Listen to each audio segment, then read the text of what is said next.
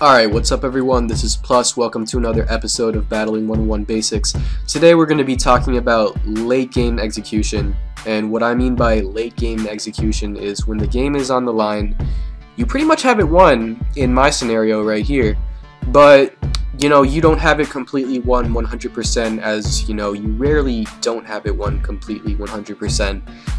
So let me just outline the situation that's going on right here. I have Sandstorm up and there's Stealth Rocks on my side of the field and my opponent's side of the field. I have Azumarill at about 44% and I have my Excadrill in right now. It has Sand Rush, it's Life Orb Adamant. It has Earthquake, Rockslide, and Iron Head as its attacks. So my opponent here has a Life Orb Thundurus with about 60% thanks to Stealth Rocks. And he has a Landorus waiting in the background that is Scarf. So the thing here is, do I want to use Rockslide or do I want to use Iron Head? Now, it might be obvious, yeah, you want to use Rockslide, right? Because, it kills the Thundurus. But let's say, what if he brings in his Landorus? What if it's not Scarf Landorus, right? What if he brings in the Landorus on the switch as I Rockslide? And then he, eats it up, and then he just earthquakes, right? So what if I Iron Headed? Then Iron Head would probably be able to 2-hit KO, given that my Excadrill is Adamant Life Orb, given like Stealth Rocks damage, and just Iron Head does a lot of damage. So I could do that, or I could do Rockslide. And the correct move here would be Rockslide, and I'm going to explain why as I keep showing you these different scenarios that might play out in the match.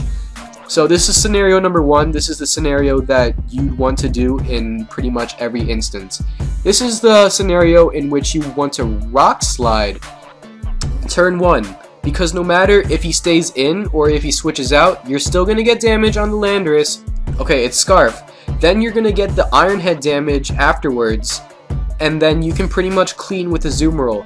Now, Azumarill might be able to die if Thundurus connects with a Thunder Wave and then you get 2 full paras, but that's very unlikely. This gives you the highest chance of winning, and you want to use Rockslide first turn in almost every instance. Now, let me show you an instance in which I use Iron Head. Now, because I use Iron Head,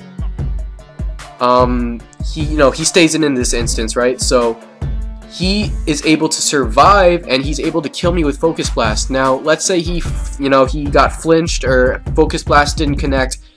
That's still, in his favor that, he'd be able to, last with the flinch and kill me with the Focus Blast. But this is why we don't want to use Iron Head, because, okay, yeah, what if he switches to Landorus? Then yes, you win. But what if he stays in? What if he stays in with Thundurus and tries to kill you with Focus Blast? So that's why Iron Head wouldn't be the ideal move in this situation. Even if you choose to predict the Landorus Therian, Rockslide would be the safer move in this instance, because as you can see, I just got wrecked with Focus Blast. Now he's gonna die to recoil damage, obviously, but now Azumarill gets the Intimidate drop, and I just can't kill Landorus Therian without any chip damage from Excadrill or the Intimidate drop with Landorus, weakening my Azumarill.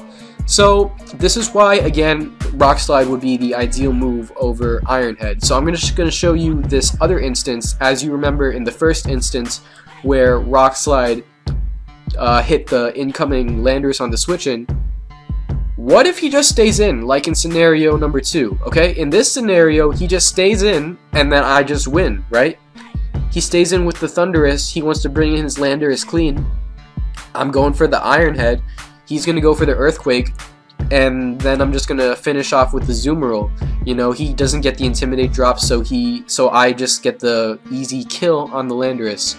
So that's just a quick refresher on win conditions, and it's more, this video is more geared toward late game execution. Just remember that, in late game execution, the options that are presented to you, sometimes they're gonna be more than just 2 options. You wanna take your time and you want to evaluate every option and choose the path that gives you the highest chance of success. You want to take into consideration the options that your opponent is going to do, and then you're going to contrast that with your options. So you're just going to choose the best move that accounts for as many options as possible. Okay, so there are instances that, you know, I could have lost the match even if I chose Rockslide. You know, Rockslide doesn't have perfect accuracy. What if I missed a Rockslide? Then yeah, I would have lost. That's Pokemon for you. But you know, Pokemon is a game of chances, and in late game execution, what it's all about is maximizing chances of winning. So, you know, you just want to take the risk. Also, you saw how Thundurus did Thunder Wave on my Azumarill in the first scenario, and you know, what if I got 2 full paras? Then he would have won. But you know, that's highly unlikely, and remember, as I said before, it's all about maximizing your chances. Alright, that's it for this episode. Thanks guys for watching. Don't forget to subscribe to the Smog on YouTube channel, and if you like this video, you can also subscribe to my channel. My channel shows some late night laddering sessions and some team building sessions that are a little bit long, and it might be boring for some of you higher level players out there. So if you're a newer player, I definitely suggest that you check it out. As for other things I want you to check out the Battling 101 replay analyses posted by Obvious Power and Zamrock this past month. It's for, we have one for Little Cup and we have one for Overused. They're 2 great tutors, 2 great battlers, and it's always nice to pick the brain of some, you know, seasoned players once in a while, especially if you're a newer player and you want to get better. You know, it's always good to pick the brain of, you know, better players in order to get better, obviously. So yeah, there's that. We'll have some links in the description below for those 2 particular videos. We'll be posting more of those in the future, and obviously we'll be posting more Battling 101 basics. We'll have another episode out next month. Peace out.